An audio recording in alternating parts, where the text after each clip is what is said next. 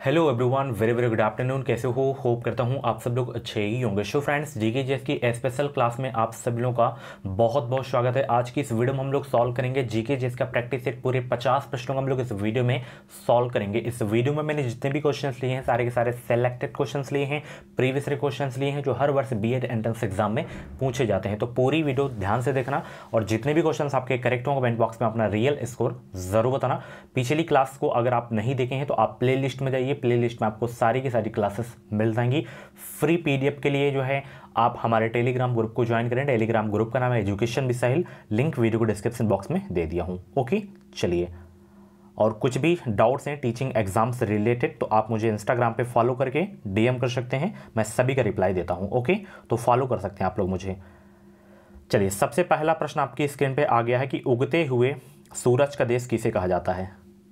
बताएंगे सब लोग भाई, उगते हुए सूरज का देश किसे कहा जाता है? म्यांमार को, भारत को, या नॉर्वे को, या जापान को?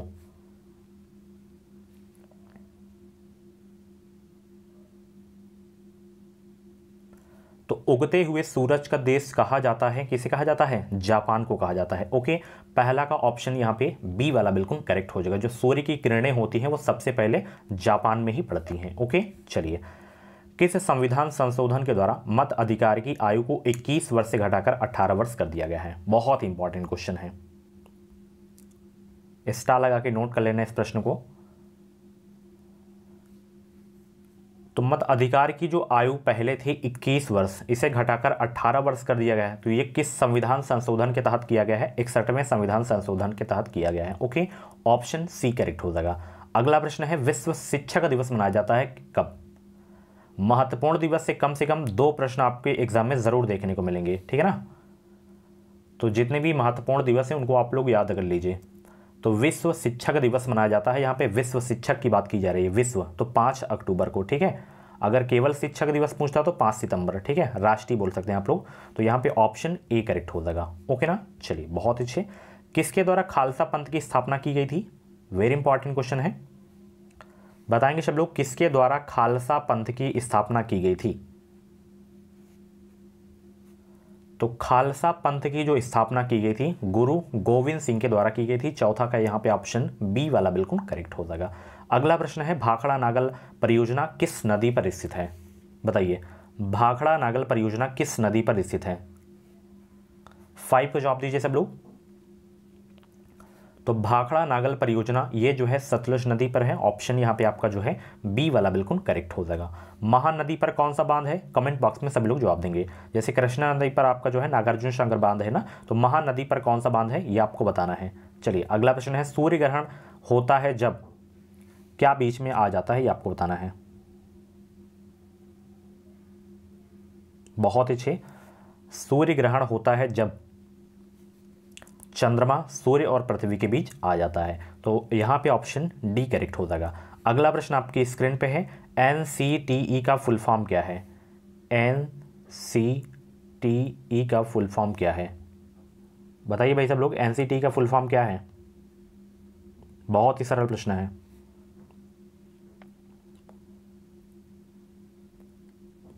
तो एनसीटीई का फुल फॉर्म है national council for teacher education. Option A correct हो जाएगा। अगला प्रश्न, जैनवाद के अनुसार कितने तीर्थंकर थे? 24, 25 या 20 या 22?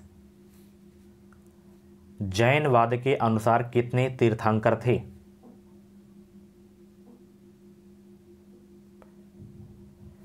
तो टोटल थे 24। 24वें कौन थे? महावीर स्वामी थे, ठीक है। जैन धर्म के जो है 24वें जो तीर्थंकर थे वो महावीर स्वामी थे। और 23वें कौन थे? 23वें बताइए कौन थे?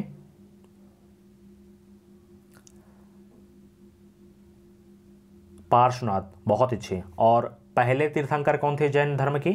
ऋषभ देव थे, ठीक है ना। तो इतना याद रखना आप लोग। अगला प्रश्न आपकी स्क्रीन पे है, चूना पत्थर परिष्कृतकरण के जो है बाद परिवर्तित होता है किसके रूप में? मार्बल के रूप में, ग्रेनाइट के रूप में, या क्वार्टरजाइट के रूप में, या स्लेट के रूप में? 9 का जवाब देने का प्रयास करेंगे सब लोग। चूना पत्थर परिष्कृतकरण के बाद परिवर्तित होता है मार्बल के रूप में। ऑप्शन ए करेक्ट हो जाएगा। एक बैंक शेड्यूल बैंक कहलाता है यदि वह क्या हो? 10 का जवाब दीजिए सब लोग। एक बैंक शेड्यूल बैंक कहलाता है यदि जो है यह आरबीआई एक्ट 1934 की द्वितीय अनुसूची में शामिल है। ओके, ऑप्शन डी करेक्ट हो जाएगा। भारत का राष्ट्रपति राज्यसभा के लिए कितने सदस्य मनोनीत कर सकता है? कई बार ये क्वेश्चन मैं करवा चुका हूं।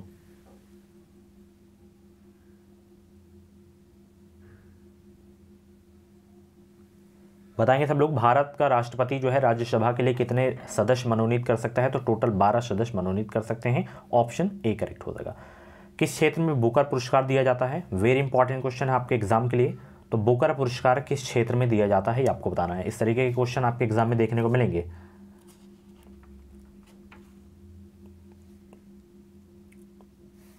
तो साहित्य के क्षेत्र में जाता है, ठीक है, फिक्शन राइटिंग जिसे कथा साहित्य आप लोग बोलते हैं। तो 12 का यहाँ पे ए आपका बिल्कुल करेक्ट हो जाएगा।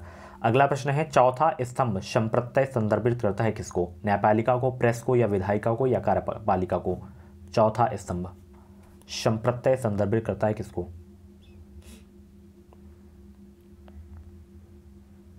ये करता है प्रेस को। ऑप्शन बी करेक्ट हो जाएगा। भारतीय नेपोलियन किसे कहा जाता है? Very very most important question आपके एग्जाम के लिए। बताएंगे भारतीय नेपोलियन किसे कहा जाता है?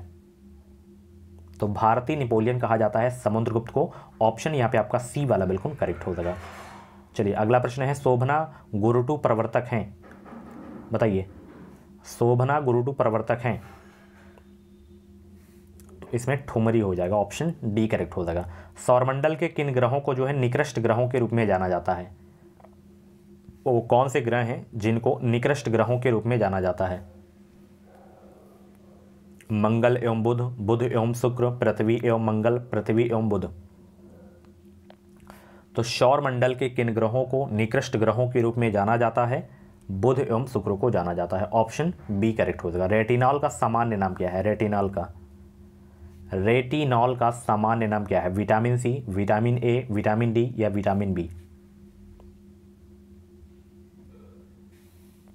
बहुत अच्छे, सभी को गुड आफ्टरनून। वीडियो को लाइक करो, शेयर करो, और चैनल पे पहली बार हो तो सब्सक्राइब जरूर कर लेना, क्योंकि इस चैनल से आपको निश्चित ही मदद मिलेगी। तो विटामिन ए का रासायनिक नाम जो है या सामान्य नाम बोल सकते हैं रेटिनॉल है, ठीक है। विटामिन डी का सभी को पता है कैल्सीफेरॉल हो जाएगा। विटामिन सी का एस्कॉर्बिक हो जाएगा। विटामिन बी का कमेंट बॉक्स में आप लोग बताएंगे। चलिए, पाक जलडम भूमध्य अलग करता है किन दो देशों को? पाकिस्तान और श्रीलंका को, ब्रिटेन और फ्रांस को, भारत और पाकिस्तान को, या भारत और श्रीलंका को? राइट आंसर दीजिए सब लोग।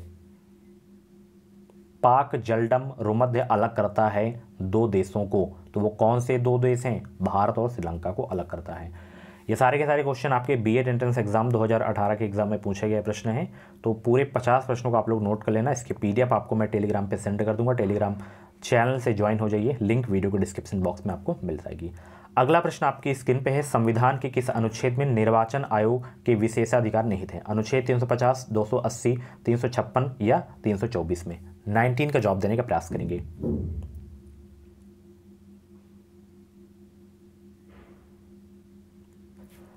तो निर्वाचन आयोग 324 आपका हो जाएगा, अनुच्छेद 324। अनुच्छेद 356 आपका राष्ट्रपति शासन हो जाएगा। 280 आपका वित्त आयोग हो जाएगा, ठीक है।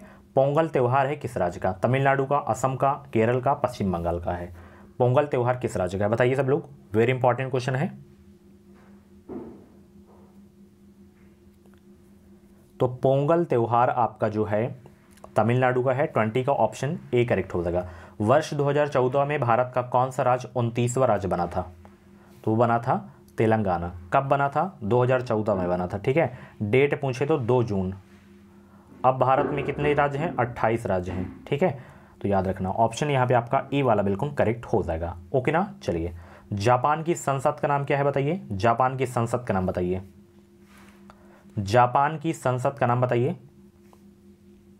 बहुत अच्छे, जापान की संसद का नाम बताइए। 22 का ऑप्शन सी करेक्ट हो जाएगा, ठीक है ना।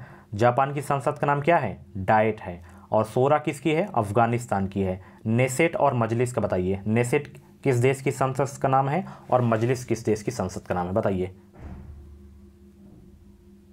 बताएंगे सब लोग।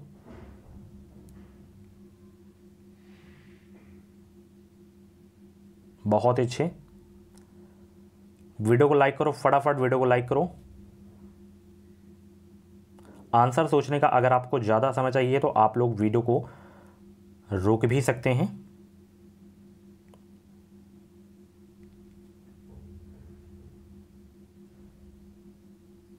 नेसेट, इसको नोट कर लीजिए, इजराइल की है। मजलिस बताइए, मजलिस किसका है? नेसेट जो है इजराइल की संसद का नाम है।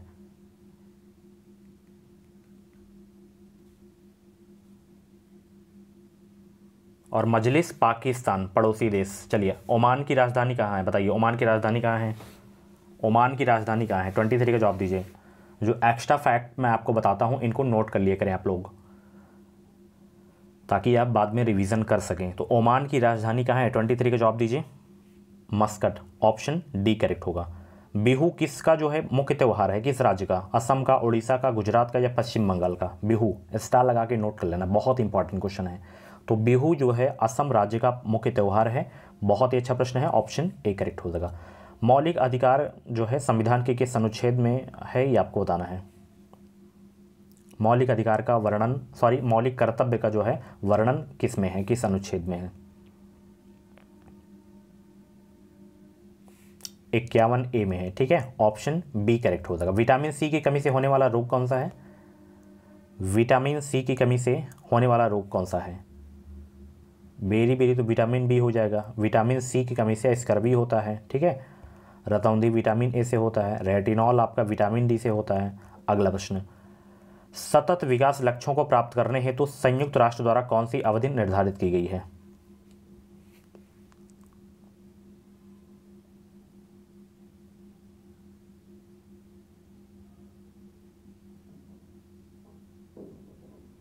ट्वेंटी सेवन का जवाब दीजिए। 2016-30 आपका हो जाएगा यहाँ पे, ठीक है, अवधि। कैलाश सत्यार्थी संबंधित है किससे? कैलाश सत्यार्थी संबंधित है किससे? तो इनका संबंध है बचपन बचाओ आंदोलन से। ऑप्शन यहाँ पे आपका बी वाला बिल्कुल करेक्ट हो जाएगा, ठीक है ना। अच्छा, ये बचपन बचाओ आंदोलन की शुरुआत कभी कभी एग्जाम में पूछ लिया जाता है, तो 1980 में हुई थी, ये भी आपको याद रखना है। अगला प्रश्न देखिए, किसने सन 2016 में भारत का अंतिम पृथक रेल बजट पेश किया था? किसने पेश किया था बताइए?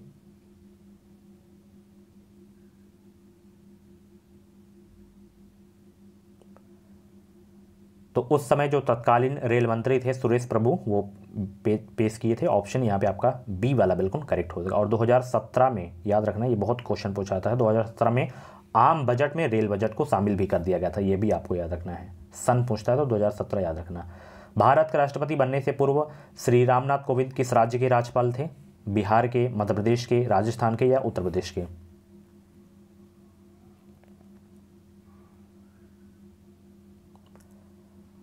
तो ये जो भारत के राष्ट्रपति श्री रामनाथ कोविंद हैं, ये जो है राष्ट्रपति से पूर्व जो है बिहार के राज्यपाल थे। अवधि 2015-17 याद रखना। अगला प्रश्न, फ्रांसीसी क्रांति का सही नारा क्या है? फ्रांसीसी क्रांति का सही नारा क्या था? स्वतंत्रता, समानता और भ्रातृत्व। ऑप्शन सी करेक्ट हो जाएगा। अगला प्रश्न है, निम्न में से किस खिलाड़ी ने रियो पैरालंपिक्स 2016 में ऊंची कूद में स्वर्ण पदक जीता था?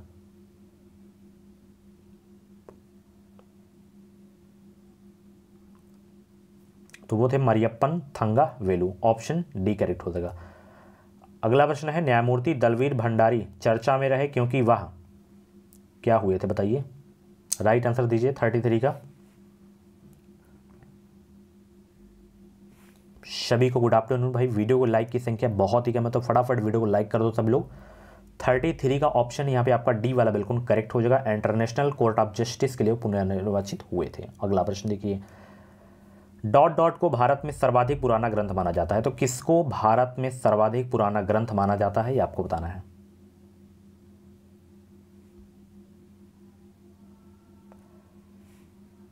थर्टी 34 का ऑप्शन डी करेक्ट हो जाएगा। ऋग्वेद को भारत में सर्वाधिक पुराना ग्रंथ माना जाता है। Option D. किसी प्राणी की ज्ञानेंद्रियां उसे सहायता प्रदान करती हैं श्वसन में, गतिशीलता में, तीव्र वृद्धि में या उद्दीपक के प्रति अनुक्रिया करने में? किसी प्राणी की ज्ञानेंद्रियां उसे सहायता प्रदान करती हैं उद्दीपक के प्रति अनुक्रिया करने में। ऑप्शन डी करेक्ट हो जाएगा। किसको भारत में हरित क्रांति का जनक माना जाता है? देखिए, डॉक्टर वर्गीज कुरियन, ये तो श्वेत क्रांति के जनक के रूप में जाने जाते हैं। और MS स्वामीनाथन ये भारत में हरित क्रांति के जनक के रूप में जाने जाते हैं, और विश्व में नॉर्मन बोरलॉग माने जाते हैं, ठीक है, हरित क्रांति के जनक।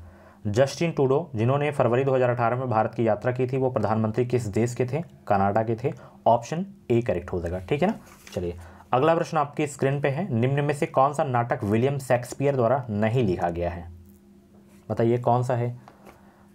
जूलियस सीजर, हैमलेट, या जो है arms and the man, as you like it.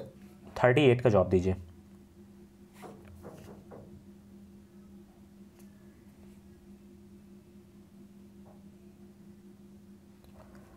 तो देखिए यहाँ पे विलियम शेक्सपियर का जो है ये नाटक है, ये भी है, एंड यहाँ पे एज यू लाइफ इट भी है। आर्म्स एंड द मैन ये नहीं है, ये जो है विलियम शेक्सपियर जी का नहीं है, ये जॉर्ज बर्नार्ड द्वारा रचित नाटक है। तो ऑप्शन सी करेक्ट हो जाएगा। राष्ट्रीय प्रतिरक्षा संस्थान स्थित कहाँ? राष्ट्रीय प्रतिरक्षा संस्थान स्थित कहाँ? न्यू दिल्ली में है। ऑप्शन सी करेक्ट हो जाएगा। 2020 में ग्रीष्मकालीन ओलंपिक खेलों का आयोजन किस देश में किया जाएगा? तो ये जो है आयोजन इससे किया गया था जापान में, क्योंकि ये प्रीवियस ईयर का क्वेश्चन है, 2018 का पेपर है, तो पुराना क्वेश्चन है। कॉलम फर्स्ट को कॉलम सेकंड से आपको मिलान करना है, यहाँ पे मिलान करिए, फटाफट आंसर दीजिए। एक तरफ बीमारी है, एक तरफ कारण है, तो कौन सी बीमारी किस कारण से होती है आपको बताना है। 41 का जवाब देने का प्रयास करेंगे।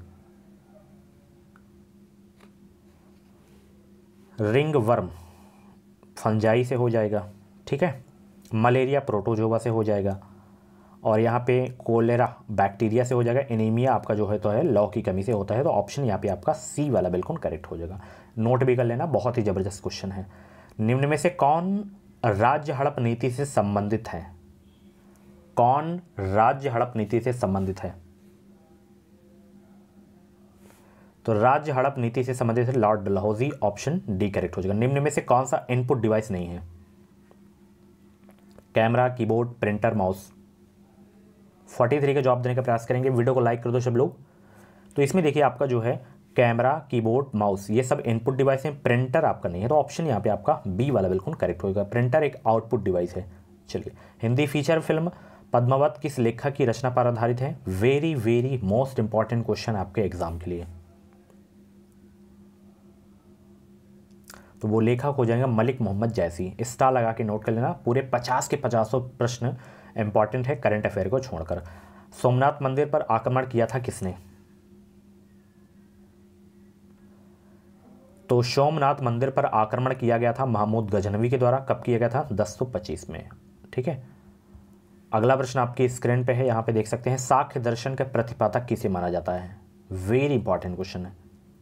योग के पतंजलि हो जाएंगे। तो सांख्य दर्शन के जो प्रतिपादक माने जाते हैं वो माने जाते हैं कपिल। ऑप्शन सी करेक्ट हो जाएगा। अगला प्रश्न है, प्रसिद्ध पुस्तक poverty and British rule in India के लेखक कौन है? Poverty and un British rule in India के लेखक हैं कौन? तो वो हैं दादा भाई नौरोजी। ऑप्शन ए करेक्ट हो जाएगा। अगला प्रश्न आपकी स्क्रीन पे है कि निम्न में से कौन प्रसिद्ध हिंदी पत्रिका सरस्वती के संपादक रहे?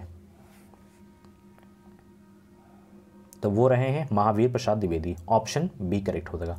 अगला प्रश्न है, मदर पुस्तक किसने लिखी है? मदर पुस्तक 49 का जवाब दीजिए। मदर पुस्तक किसने लिखी है? बेन जॉनसन ने, ऑस्कर वाइल्डे ने, टी.एस. इलियट ने, या मैक्सिम गोर्की ने? तो ये लिखा गया है मैक्सिम गोर्की के द्वारा। ऑप्शन डी करेक्ट हो जाएगा।